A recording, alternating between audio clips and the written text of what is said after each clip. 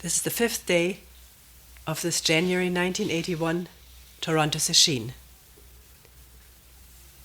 Before doing some reading from the writings or recorded sayings of Zen Master Huang Po, let's just say a few words about practicing when you get home after the sesshin.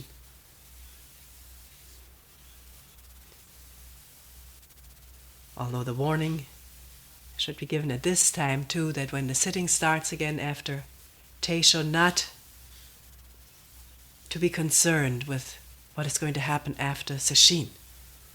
The thoughts inevitably arise, but to abstain from them so they do not grow roots all over the mind. You've worked very hard for 4.5 days, and the sesshin isn't over. It is never over. A few people in Dokusan this morning asked about practice after sesshin. Since there were only very few people getting into Dokusan this afternoon, let us make some general remarks. People who are working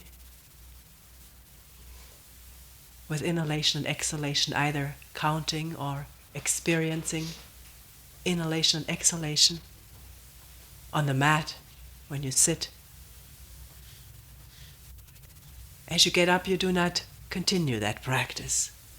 Then practice is to be one with whatever one is doing.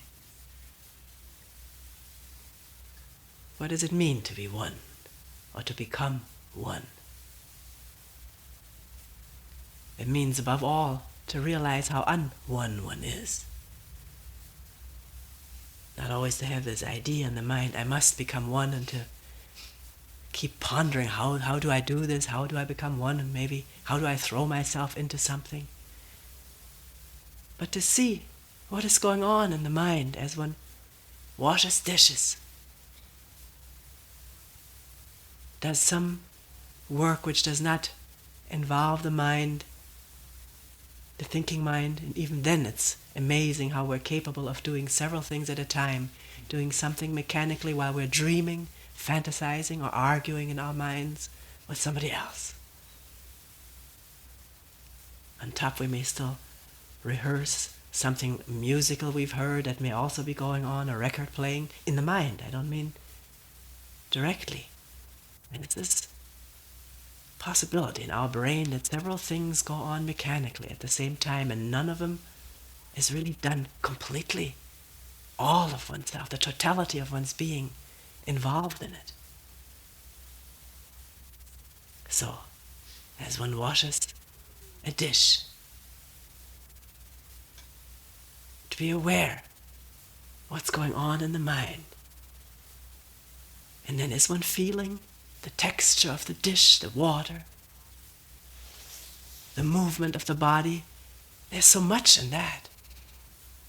Can it be attended to? It cannot be attended to if you're thinking what you're going to do afterwards. Or if you're thinking, why should I do the dishes? It was really his job. But to be aware that these thoughts are in the mind, so that one begins to become familiar with how one lives. Not just personally, but how human beings live. Doing one thing and thinking another. Or hating what one is doing and giving verbal voice to that internally. People who are working on a koan, or the inquiry, who am I? Particularly people who have been newly assigned this practice ask, how am I going to do this? I have to talk with people, I have to give interviews, I'm a teacher. Am I to say who or mu at the time of talking or teaching or during the office work or lab work? Find out whether the practice comes, so to speak, in between. Obviously, if you're talking to people, you can't say mu.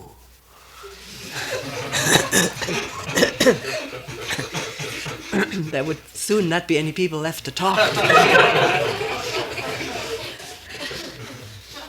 Or if you're invited to a party to find yourself the best cushioned seat in the living room and adjust your back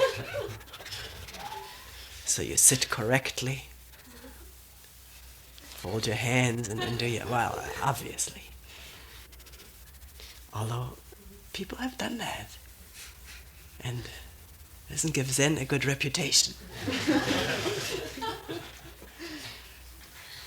When you're with people, be with people. The question is, can you be with them? Can you be wholeheartedly with people? It means there must be no idea in the mind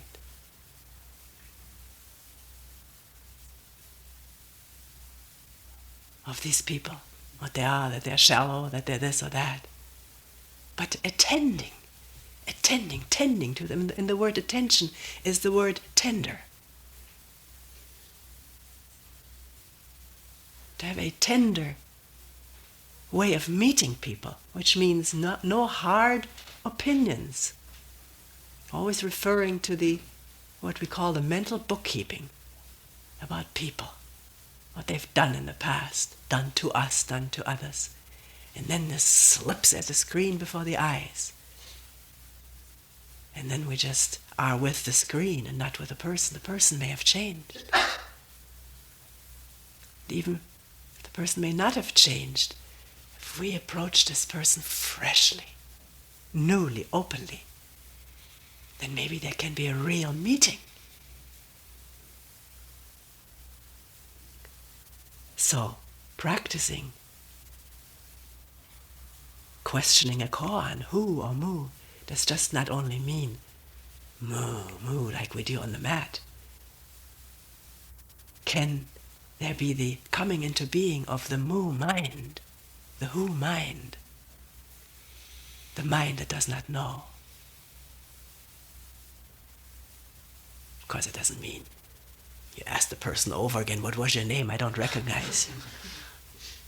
Not knowing means not to refer to one's old preconceived ideas, prejudices, or the fact that, oh, that person, I like to see him, he always flatters me. And can one become aware of that this is taking place? Not say it mustn't take place and then ignore it if it does take place because one has already decided it mustn't be so. Or the teacher has said it shouldn't be so. No, to see how we operate. People go to schools, universities, and for 5-6 years they study psychology, reading books about what others have said about human psychology. Can one read oneself? Everything is written here. Not just the personal history, but that of every human being. We are that. So, in an interview, as the person comes in, let me attend to this person. Not the idea of serving or so. Let me find out who that person really is. Let me listen, look, feel, be open. And at the same time do what wants to come up inside. Not just be blindly caught up in it. Because we are, most of the time, blindly responding, automatically responding, according to ancient and new programs in our mind, in our computer mind. Can there be a freedom from this?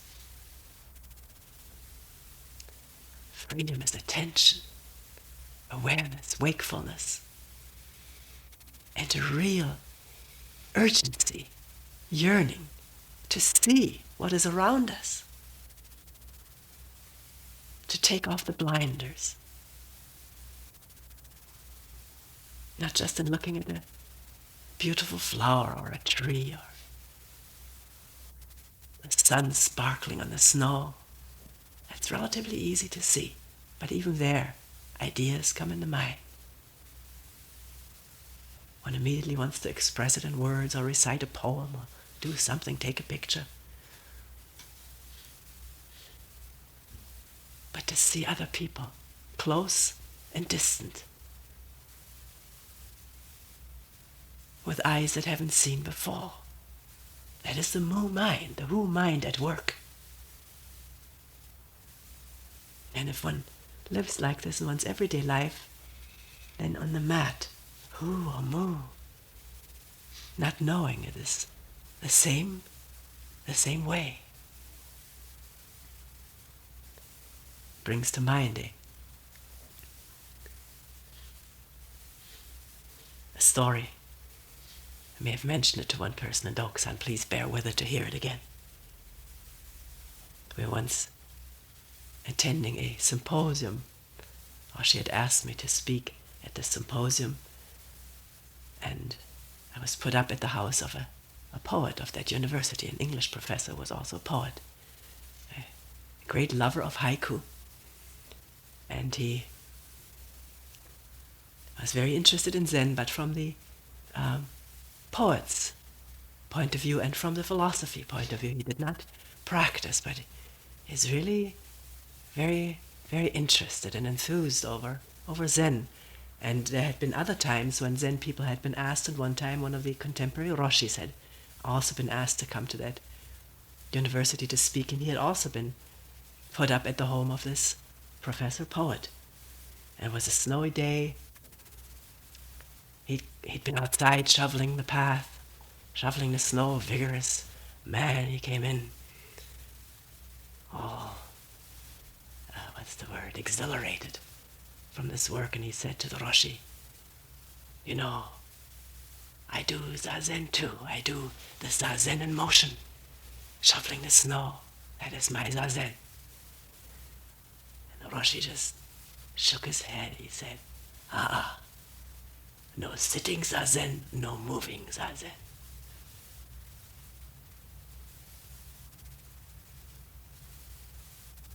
It's both.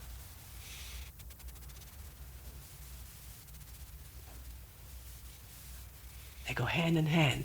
They must go hand in hand. If they don't go hand in hand, then please ask yourselves what is wrong and start observing. If you find you're doing one thing on the mat and then there's no connection, so often people say, what's the connection between the two? I don't see any connection. Why not?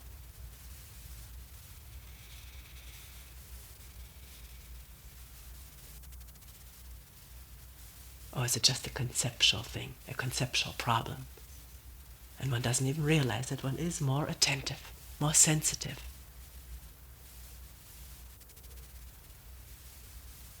As one practices Zazen.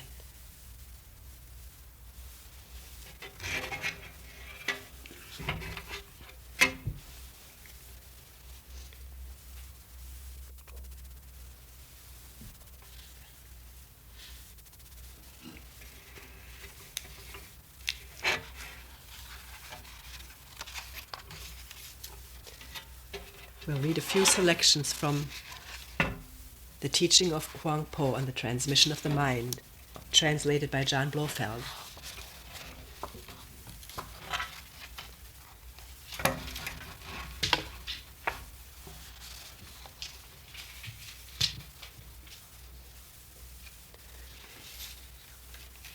This is the introduction of his disciple who recorded these dialogues and sermons. He was also a scholar, great scholar. The great Zen master Si Yun lived below the Vulture Peak on Mount Huang Po in the district of so-and-so. He was third in the direct line of descent from Wei Nang, the sixth patriarch, holding in esteem only the intuitive method of the highest vehicle, which cannot be communicated in words. He taught nothing but the doctrine of the one mind, holding that there is nothing else to teach, in that both mind and substance are void. Mind is like the sun journeying through the sky and emitting glorious light uncontaminated by the finest particle of dust, even though it illumines every particle of dust.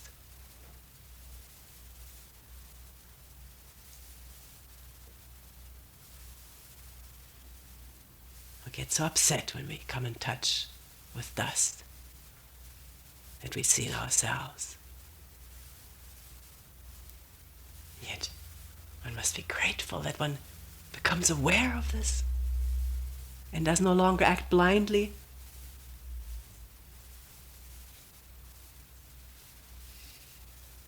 This mind which does not condemn and does not cling,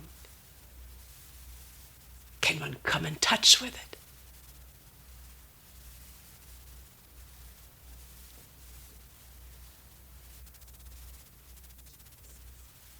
It is the mind that sees the condemning and the clinging without condemning or clinging. So you see, it can be come in touch with at any point because it is always there.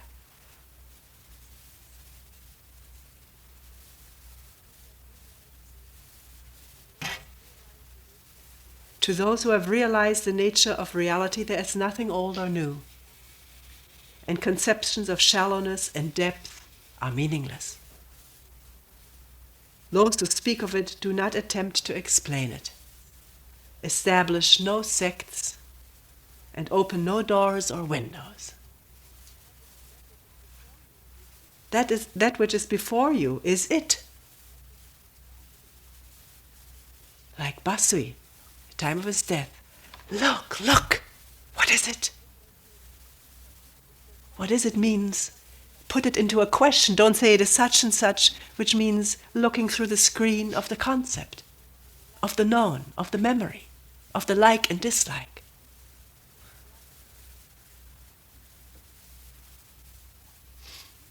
That which is before you is it.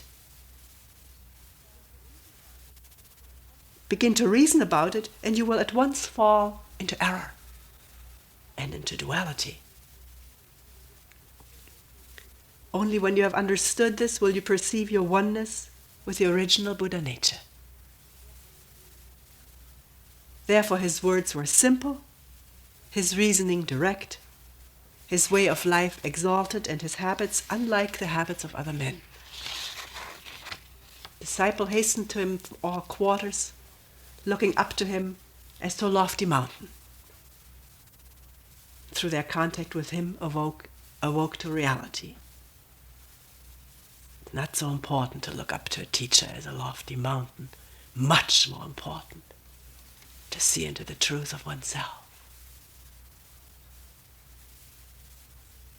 The other may lead to postponement and just to sort of looking up and worshipping, which means postponing to stand on one's own 2 feet and take this great matter into one's own hands.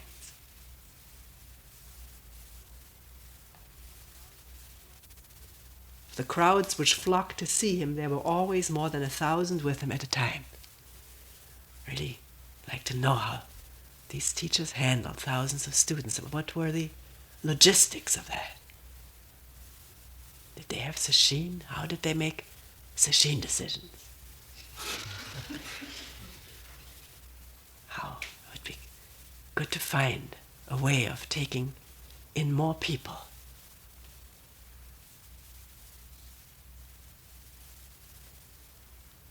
And yet not cutting anybody short.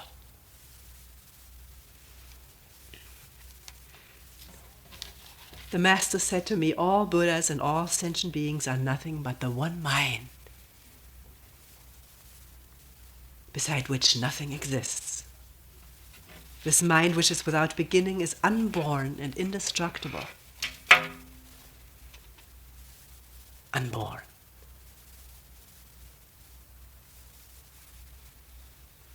What is unborn? How can it be destructible? But what we build with our heads and hands is destructible. trees are destructible. We ourselves are destructible.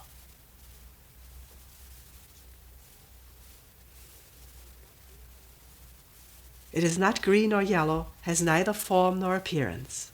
It does not belong to the categories of things which exist or do not exist. Nor can it be thought of in terms of new or old. Neither long or short, big or small, for it transcends all limits. Measures, names, traces, and comparisons. This mu mind, this who mind, also is the mind without comparison.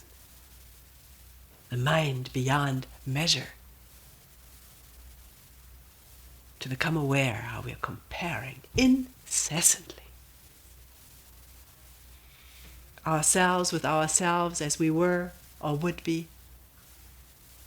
and ourselves with others and others with others, constantly comparing, constantly measuring.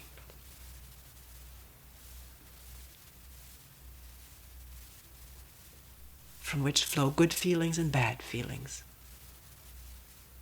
which then have to always be either grasped, clutched, or gotten rid of by some new means. If one didn't compare in the first place, is that conceivable? Not to compare oneself with anybody. Am I as good as so? Am I better? Is he better than me? First become aware how much of one's daily life is taken up in that, of one's conversations. And yet we vow, Dharma gates beyond measure I vow to penetrate. Which means the mind must be free from measuring.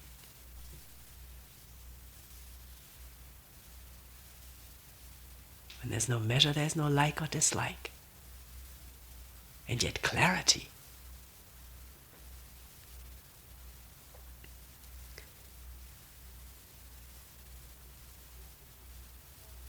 It is that which you see before you, begin to reason about it, and you at once fall into error. It is like the boundless void which cannot be fathomed or measured. The one mind alone is Buddha, and there is no distinction between the Buddha and sentient beings. But that sentient beings are attached to forms, and so seek externally for Buddhahood, or for happiness, comfort, pleasure. Always externally, meaning in external things or ideas.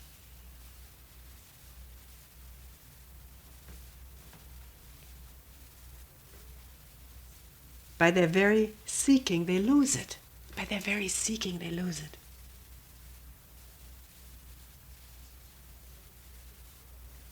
For that is using the Buddha to seek for the Buddha, using mind to grasp mind. Even though they do their utmost for full eon, they will not be able to attain it. Can one become aware? We've talked in Dokusan endlessly about this. These constant movements of the mind to reach out for something which one has conceptualized. If there's an awareness of this movement of the mind, this energy can be turned inward in questioning, so that there is stillness in this mind, and yet intense, energetic questioning, which is not a habit. Don't make it a habit ever. And become aware when it is habitual, and then shake yourself, finding out why you're habitually or mechanically doing this. You may find usually one is trying to get away from something that's discomforting. So when all of a sudden, moo, moo, moo, rather than being in touch with that which is discomforting, moving right into it, and right through it, or in one's everyday life, being in touch with what smolders inside, being in touch with it, feeling it, listening to it, tending to it, hearing it, seeing it, and not condemning it, then one is not in conflict. And when one is not in conflict and not divided, what could smolder inside?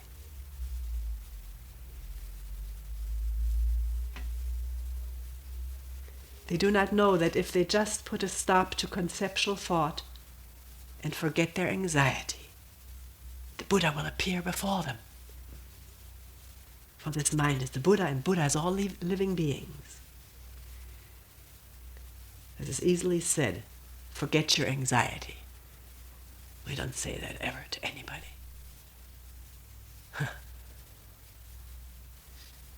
Because forgetting, I don't know the original word was. One must have been in touch with it at one time, completely, to go beyond it. You can't just forget about it. That's what psychologists, psychoanalysts have amply proven. That what you suppress, try to forget, smolders underneath.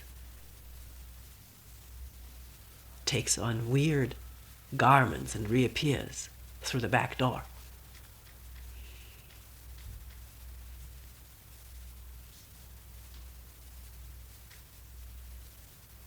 And yet, if one works in a sesshin like this, really questioning with a yearning, one may be in touch with deeper levels where the anxiety does not touch.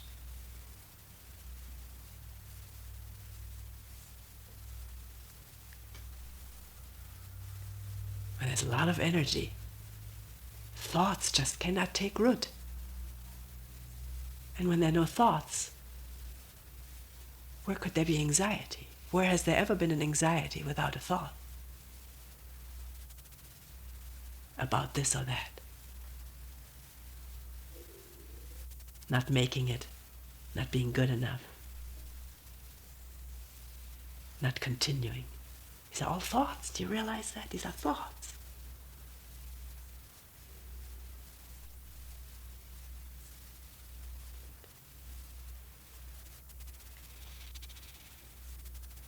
It is not less for being manifested in ordinary beings, nor is it greater for being manifested in the Buddhas, because it is beyond measure.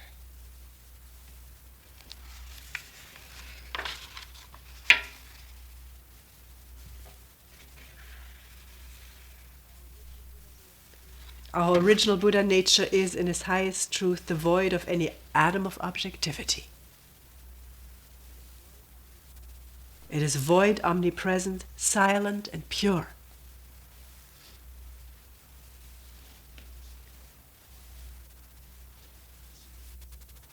Almost anybody who goes to sesshin, at one point or other, is in touch with this profound silence of the mind.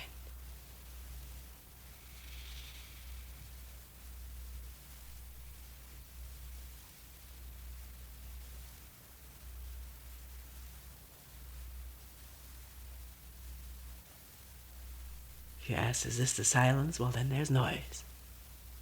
It's when there's no question, no wanting to know.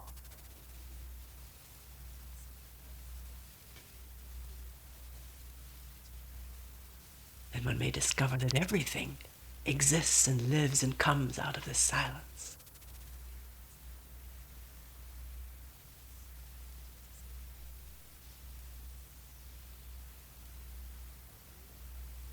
It is glorious and mysterious, peaceful joy. And that is all.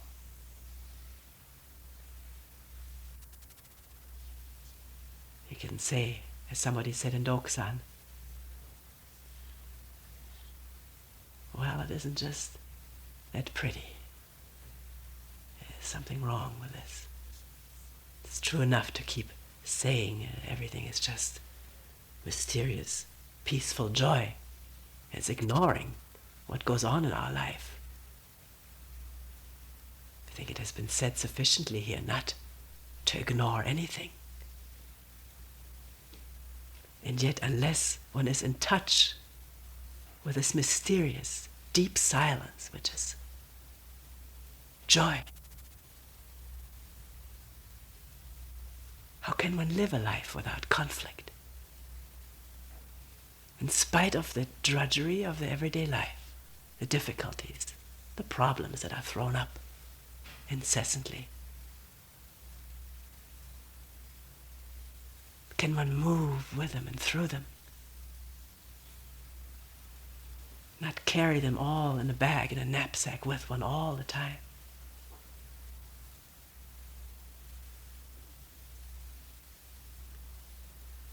It all comes from Zazen. Not mechanical Zazen, putting in so and so many hours a day, but probing, questioning deeply, where it gets discomforting and scary, and then not to withdraw, but to move on right into it. With full resolve not to postpone any further what has been postponed since time immemorial. To be in touch with our feelings of loneliness, total insufficiency, which is all the me, which has separated itself off, artificially, conceptually.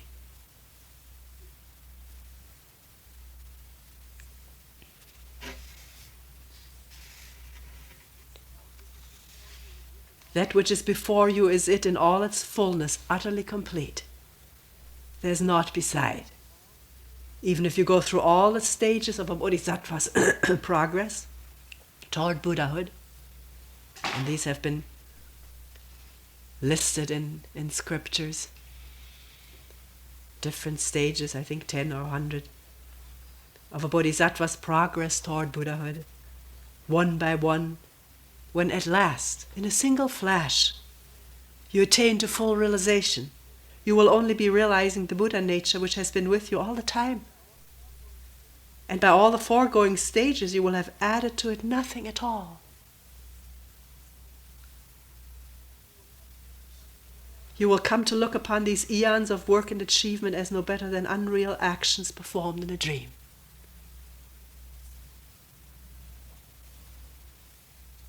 Which does not mean that one quits working now because one has heard that later on one will consider this as a dream. This would be, again, getting involved in reasoning, in fallacious reasoning. That is why the Tathagata said, I truly attained nothing from complete, unexcelled enlightenment. I truly attained nothing. Does that sound disappointing? Or does one have an inkling that in that there is this pure, silent joy in not wanting to attain?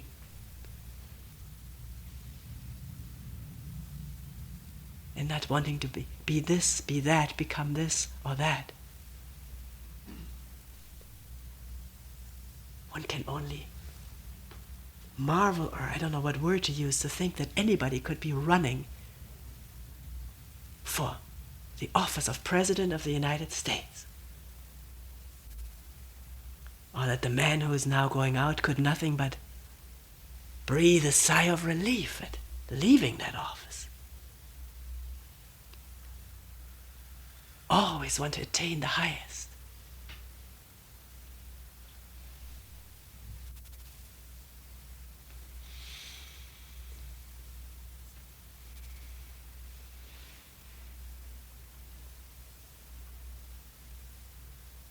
You say, well, isn't that what we vow?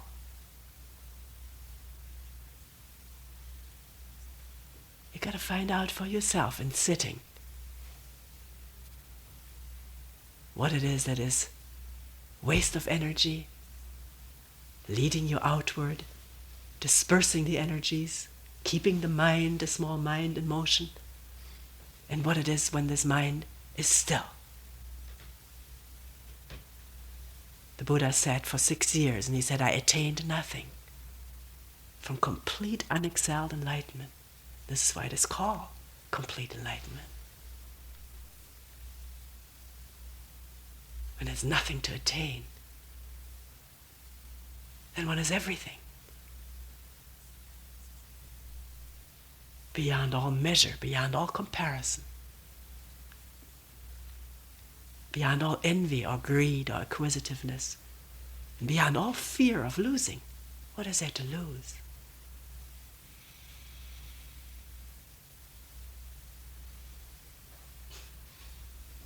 Always afraid of losing what we're attached to. We're attached to things because we're afraid to be alone, to stand alone.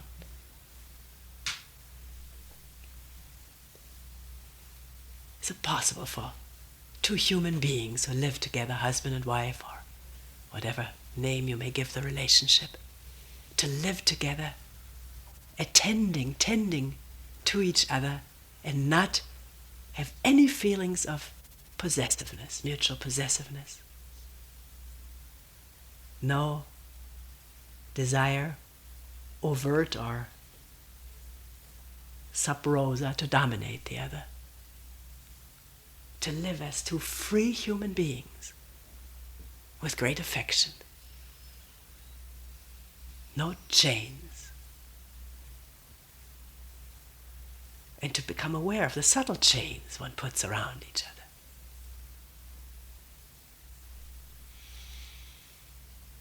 And yet this is the only relationship in which human beings can blossom. Blossom in love and affection.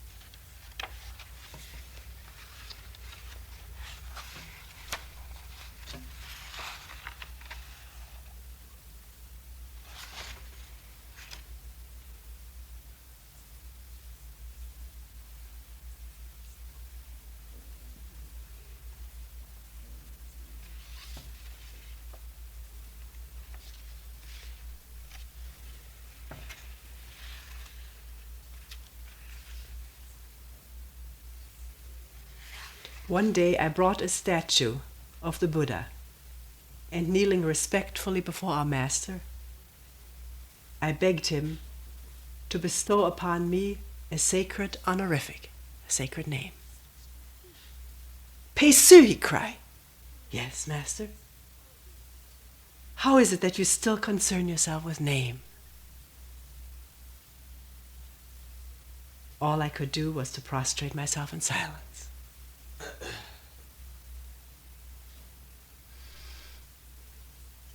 There was another time when I offered our master a poem I had written.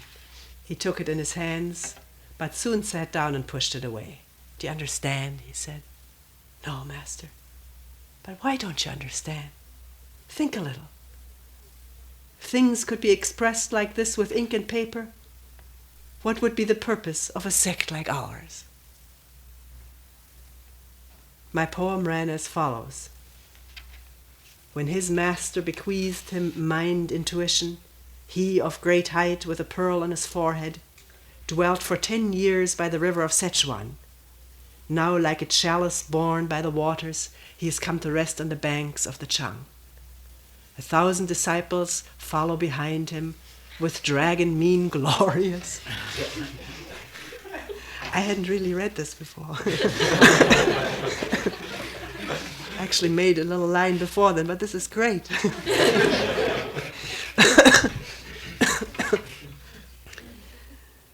Bearing the fragrance of flowers from afar, these are aspirant Buddhas, yet desiring to serve him humbly as pupils. Who knows upon which the transmission will fall? Our master later replied with another poem. Mind is a mighty ocean, a sea which knows no bounds. Words are but scarlet lotus to cure the lesser ills. Though there be times of leisure when my hands both lie at rest, it's not to welcome idlers that I raise them to my breast.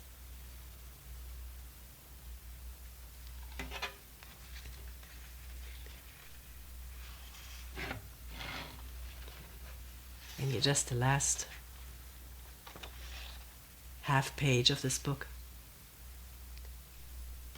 Pei Su asking after a longer dialogue.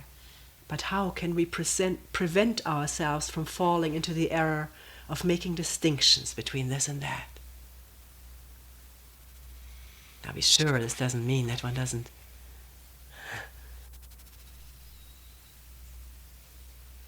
distinguish the food from the dish and starts chewing at the dish.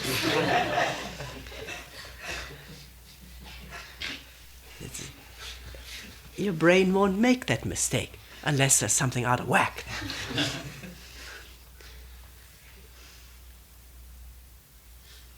It's liking this, holding on to this, and trying to push this away, which is there to be seen and worked through.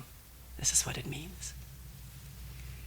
And Huang Po responds by realizing that though you eat the whole day through, no single grain has passed your lips.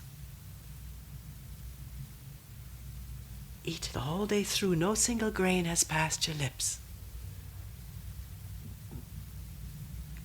Buddha once said, I've spoken thousands of words, but I have said nothing.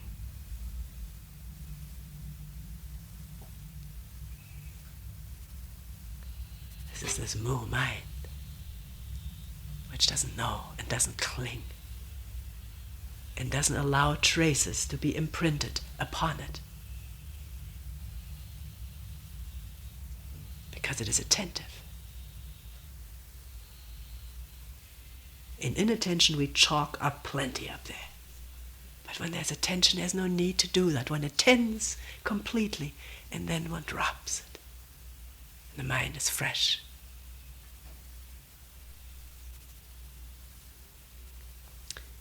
And that a day's journey has not taken you a single step forward. Also by uniformly abstaining from such notions as self and other. Do not permit the events of your daily lives to bind you, but never withdraw yourselves from them. It's beautifully said, so simply. Do not permit the events of your daily lives to bind you. And never withdraw yourselves from them. Only by acting thus can you earn the title of a liberated one. Never allow yourselves to mistake outward appearance for reality. Outward appearance as we see it through our tinted glasses. If there are no tinted glasses, then who would talk about reality? And things are what they are, and you don't label them. Which doesn't mean you don't converse with people about a beautiful oak tree that you've seen. It doesn't. You have to, in communication, you have to use labels. The question is, does the label interfere so you only see the label? You don't see the thing itself.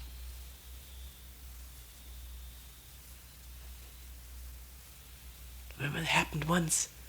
We were invited, stayed with these people, and they had a little container in which the salt was kept, a little tiny spoon, and it was always passed around. And of course, you put the salt in on your food because this food was not salted in that house. And just one day there was a glimpse of this thing. I'd never seen it before because I always thought this was a salt container. We can live by words. It's amazing, an amazing phenomenon. And for a moment this word wasn't there, and so one saw what this thing was. It was a precious little thing. That's beside the point. It may not have been precious. But one saw something and not the word.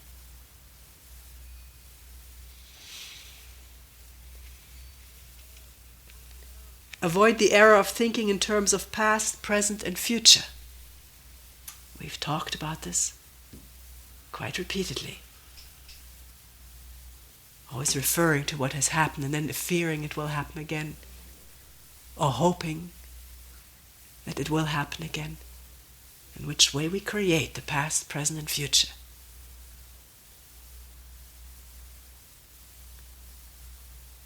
We don't mean now the time by calendar, that's some convenience by which we live and have to live.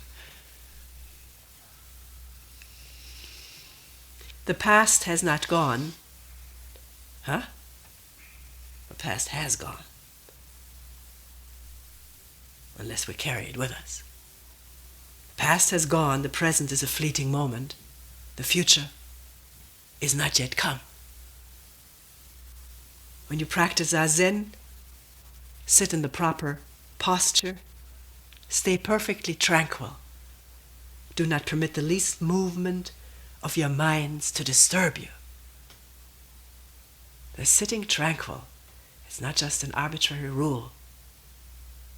A lot of things become very clear in sitting motionlessly, keeping the eyes motionlessly. The big question being, can the mind remain motionless without suppressing? Which means great attention, great energy, great wakefulness.